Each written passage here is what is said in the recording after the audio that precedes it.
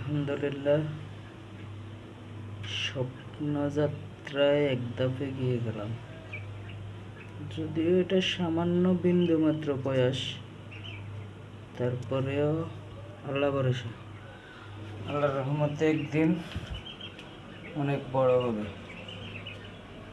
স্বপ্ন পূরণ করার জন্য বিন্দু বিন্দুভাবে চেষ্টা করতেছি। ইনশাল্লাহ একদিন অনেক বড় হওয়ার চেষ্টা আছে, স্বপ্ন আছে। একটা কথা আছে,